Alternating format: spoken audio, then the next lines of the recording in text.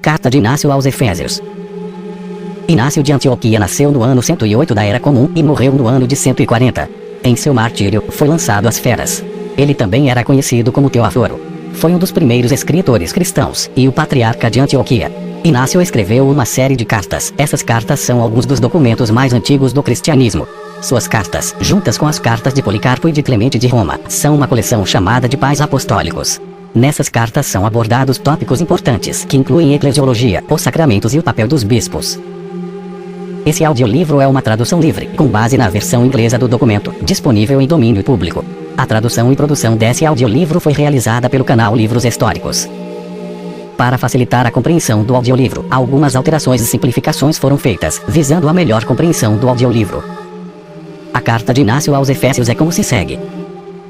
Inácio, que também é chamado Teóforo, para a igreja que está em Éfeso, na Ásia, que é merecidamente muito feliz, sendo abençoada na grandeza e plenitude de Deus Pai, e predestinada antes do início dos tempos, que deveria ser sempre por uma glória duradoura e imutável, sendo unidos e eleitos por meio da verdadeira paixão pela vontade do Pai, e Jesus Cristo, nosso Deus. Felicidade abundante por meio de Jesus Cristo e sua graça imaculada. Capítulo 1. Elogio aos Efésios. Conheci o teu nome, muito amado em Deus, que adquiriste pelo hábito da justiça, segundo a fé e o amor em Jesus Cristo, nosso Salvador.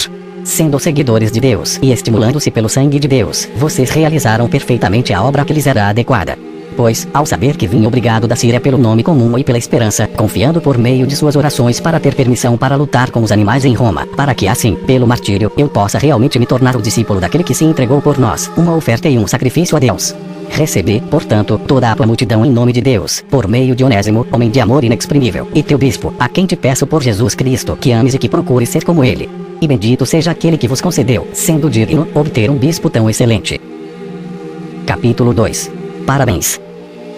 Quanto ao meu conservo Burrus, seu diácono por Deus, e bendito em todas as coisas, rogo que continue por mais tempo, tanto para sua honra quanto para a de seu bispo.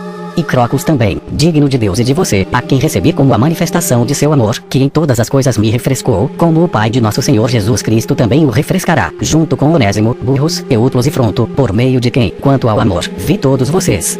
Que eu sempre tenha a alegria de vocês, se realmente forem dignos disso. Portanto, é adequado que vocês glorifiquem a Jesus Cristo de todas as maneiras, que os glorificou, para que por uma obediência unânime, vocês possam estar perfeitamente unidos na mesma mente, no mesmo julgamento, e possam todos falar a mesma coisa a respeito das coisas, e que, estando sujeitos ao bispo e ao presbitério, vocês possam em todos os aspectos ser santificados. Capítulo 3. Exortações para a unidade. Eu não dou ordens para vocês, como se eu fosse uma grande pessoa. Pois embora eu esteja vinculado pelo nome de Cristo, ainda não sou perfeito em Jesus Cristo. Por agora eu começo a ser um discípulo, e falo a vocês como condiscípulos comigo. Pois era necessário que eu tivesse sido despertado por vocês na fé, na exortação, na paciência e na longanimidade. Mas, visto que o amor não permite que eu me cale a respeito de vocês, tomei, portanto, a primeira posição para exortá-los, para que todos vocês corram juntos de acordo com a vontade de Deus. Pois até mesmo em Jesus Cristo, nossa vida é inseparável à vontade manifestada do Pai, assim como também os bispos, estabelecidos em todos os lugares até os confins da terra, o são pela vontade de Jesus Cristo. Capítulo 4. Continuação. Portanto, convém que vocês corram juntos de acordo com a vontade de seu bispo, o que também fazeis. Pois o seu presbitério justamente renomado, digno de Deus, se ajusta tão exatamente ao bispo quanto as cordas à harpa. Portanto, em sua concórdia e amor harmonioso, Jesus Cristo é cantado. E fazei vós, homem por homem, tornando-se um coro, para que sendo harmoniosos no amor, e entoando a canção de Deus em uníssono, vos possais a uma voz cantar ao Pai por Jesus Cristo, para que ele vos ouça, e percebam por suas obras que sois realmente os membros de seu Filho. É proveitoso, portanto, que vocês vivam em uma unidade irrepreensível, para que assim possam sempre desfrutar da comunhão com Deus. Capítulo 5. O elogio à unidade. Pois se eu, neste breve espaço de tempo, desfrutei de tal comunhão com seu bispo, quero dizer, não de uma mera forma humana, mas de natureza espiritual, quanto mais eu considero vocês felizes que estão tão unidos a ele como a igreja está para Jesus Cristo, e como Jesus Cristo está para o Pai, para que todas as coisas estejam de acordo na unidade. Ninguém se engane, se alguém não estiver no altar, está privado do pão de Deus. Pois se a oração de um ou dois possui tal poder, quanto mais a do bispo e de toda a igreja. Aquele, portanto, que não se reúne com a igreja, por isso manifestou seu orgulho e se condenou. Pois está escrito que Deus resiste aos soberbos. Tenhamos cuidado, então, para não nos opormos ao bispo, para que possamos estar sujeitos a Deus. Capítulo 6. Tenham respeito ao bispo como ao próprio Cristo. Agora, quanto mais alguém ver o bispo se calando, mais deve reverenciá-lo. pois devemos receber cada um a quem o mestre da casa envia para cuidar de sua casa, como faríamos com aquele que o enviou.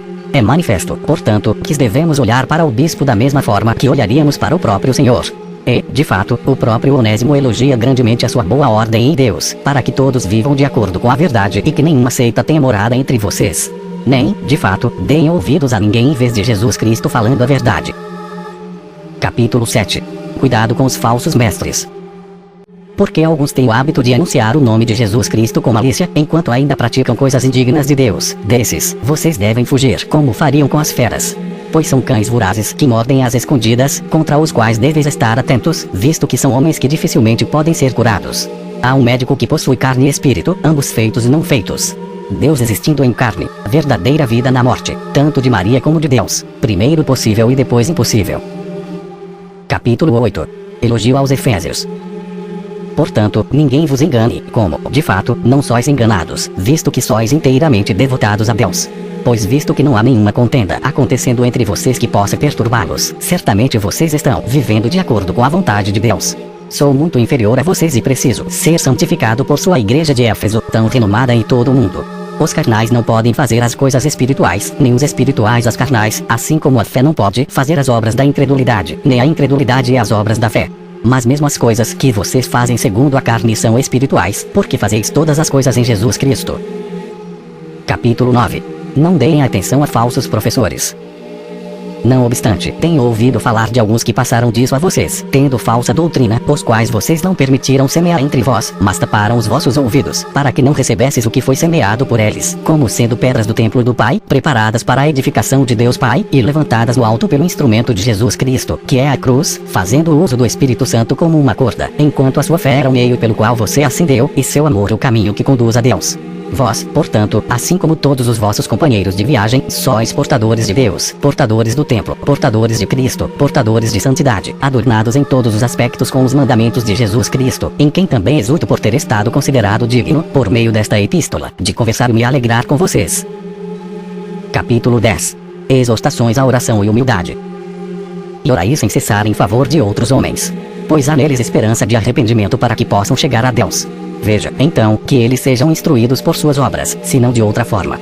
Sejam humildes em resposta à sua ira, humildes em oposição à sua jactância. As suas blasfêmias retribuam as vossas orações, em contraste com o erro deles. Sejam firmes na fé, e por sua crueldade, manifeste sua gentileza. Embora tenhamos o cuidado de não imitar sua conduta, sejamos seus irmãos em toda a verdadeira bondade, e busquemos ser seguidores do Senhor, para que nenhuma planta do diabo seja encontrada em vocês, mas vocês possam permanecer em toda a santidade e sobriedade em Jesus Cristo, tanto no que diz respeito à carne e ao Espírito. Capítulo 11. Uma exortação para temer a Deus. Os últimos tempos estão vindo sobre nós. Sejamos, portanto, de espírito reverente e tememos a longanimidade de Deus, para que não leve à nossa condenação. Pois vamos ficar maravilhados com a ira que está por vir, ou mostrar consideração pela graça que é exibida no momento. Somente sejamos encontrados em Cristo Jesus para a verdadeira vida. A parte dele, nada te atraia, por quem trago esses laços, estas joias espirituais, pelas quais posso levantar através das tuas orações, das quais rogo ser sempre participante, para que possa ser encontrado nos cristãos de Éfeso, que sempre tiveram a mesma opinião dos apóstolos pelo poder de Jesus Cristo. Capítulo 12. Elogio aos Efésios. Eu sei quem sou e para quem escrevo. Eu sou um homem condenado, vocês foram objetos de misericórdia. Estou sujeito ao perigo, vocês estão firmados em segurança. Vós sois as pessoas por quem passam aqueles que são eliminados por causa de Deus. Vós sois iniciados nos mistérios do Evangelho com Paulo, o santo, o martirizado, o merecidamente mais feliz, aos pés de quem posso ser encontrado, quando chegar a Deus, que em todas as suas epístolas faz menção de você em Cristo Jesus. Capítulo 13. Exortação para encontros com frequência e para a adoração de Deus. Portanto, preste atenção em sempre se reunir para dar graças a Deus e mostrar seu louvor. Pois quando vocês se reúnem frequentemente no mesmo lugar, os poderes de Satanás são destruídos, e a destruição que ele almeja é impedida pela unidade de sua fé. Nada é mais precioso do que a paz, pela qual todas as guerras, tanto no céu como na terra, são encerradas. Capítulo 14. Exortações à fé e ao amor.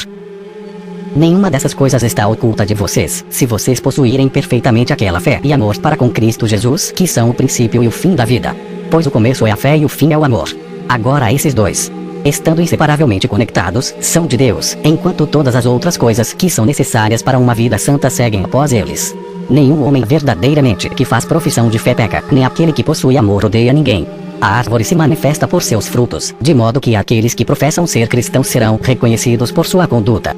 Pois não há agora uma demanda por mera profissão, mas que um homem seja encontrado continuando no poder da fé até o fim. Capítulo 15. Exortação para confessar a Cristo pelo silêncio, bem como por fala. É melhor para o homem ficar calado e ser cristão do que falar e não ser. É bom ensinar, se quem fala também age. Há então um mestre que falou e tudo se fez, ao passo que mesmo aquelas coisas que ele fez em silêncio são dignas do Pai. Aquele que possui a palavra de Jesus é verdadeiramente capaz de ouvir até o seu próprio silêncio, para que seja perfeito e possa agir como ele fala e ser reconhecido pelo seu silêncio.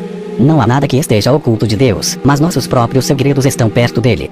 Portanto, façamos todas as coisas como aqueles que o têm habitando em nós, para que sejamos seus templos, e ele em nós como nosso Deus, o que de fato ele é e se manifestará diante de nossos rostos. Portanto, nós o amamos com justiça. Capítulo 16. O destino dos falsos professores. Não errem, meus irmãos. Aqueles que corrompem famílias não herdarão o reino de Deus. Se, então, aqueles que fazem isso com respeito à carne sofreram a morte, quanto mais será este o caso com qualquer um que corrompe pela doutrina perversa a fé de Deus, pela qual Jesus Cristo foi crucificado. Aquele que se contaminar desta maneira irá para o fogo eterno, e o mesmo acontecerá com todo aquele que o ouve. Capítulo 17.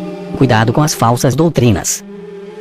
Para este fim, o Senhor permitiu que o unguento fosse derramado sobre sua cabeça, para que pudesse soprar a imortalidade em sua igreja. Não sejais ungidos com o mau cheiro da doutrina do príncipe deste mundo, não deixe que ele o conduza cativo da vida que está diante de você. E porque não somos todos prudentes, já que recebemos o conhecimento de Deus, que é Jesus Cristo. Porque morremos tolamente, não reconhecendo o dom que o Senhor tem de uma verdade que nos foi enviada. Capítulo 18. A glória da cruz. Que meu espírito seja considerado nada por causa da cruz, que é uma pedra de tropeço para aqueles que não creem, mas para nós a salvação e a vida eterna. Onde está o sábio? Onde está o disputante? Onde está o orgulho daqueles que são considerados prudentes? Pois o nosso Deus, Jesus Cristo, foi, de acordo com a designação de Deus, concebido no ventre por Maria, da semente de Davi, mas pelo Espírito Santo. Ele nasceu e foi batizado para que por sua paixão pudesse purificar a água. Capítulo 19. Os 3 mistérios celebrados. Ora, a virgindade de Maria foi escondida do príncipe deste mundo, assim como sua descendência, e a morte do Senhor, 3 mistérios de renome, que foram feitos em silêncio por Deus. Como, então, ele foi manifestado ao mundo. Uma estrela brilhou no céu acima de todas as outras estrelas, cuja luz era inexprimível, enquanto sua novidade surpreendeu os homens. E todo o resto das estrelas, com o sol e a lua, formaram um coro para esta estrela, e sua luz era excessivamente grande acima de todas elas. E houve uma agitação sentida quanto à origem deste novo espetáculo, tão diferente de tudo o mais nos céus. Consequentemente, todo tipo de magia foi destruído e todo laço de maldade desapareceu. A ignorância foi removida e o antigo reino abolido, o próprio Deus sendo manifestado em forma humana para a renovação da vida eterna. E agora isso teve um começo que foi preparado por Deus. Doravante todas as coisas estavam em um estado de tumulto, porque ele meditou a abolição da morte. Capítulo 20. Promessa de outra carta. Se Jesus Cristo graciosamente me permitir por meio de suas orações, e se for a sua vontade, eu irei, em uma segunda pequena obra que vou escrever para vocês, tornar ainda mais manifesto a você a natureza da dispensação da qual comecei a tratar, com respeito ao novo homem, Jesus Cristo, em sua fé e em seu amor, em seu sofrimento e em sua ressurreição. Farei isso especialmente, se o Senhor me fizer saber que vos reunis homem a homem em comum, pela graça, individualmente, em uma só fé, e em Jesus Cristo, que era da descendência de Davi segundo a carne, sendo ambos o Filho do homem e o Filho de Deus, para que obedeçais ao bispo e ao presbitério comente indivisa, partindo o mesmo pão, que é o remédio da imortalidade e o antídoto para nos impedir de morrer. Capítulo 21. Conclusão. A minha alma seja pela vossa e pelos que, para a honra de Deus, vos enviastes a Esmirna, donde também te escrevo, dando graças ao Senhor, e amando Policarpo assim como eu te amo. Lembre-se de mim, como Jesus Cristo também se lembrou de você. Rogai pela igreja que está na Síria, de onde sou conduzido com destino a Roma, sendo o último dos fiéis que ali estão, assim como fui considerado digno de ser escolhido para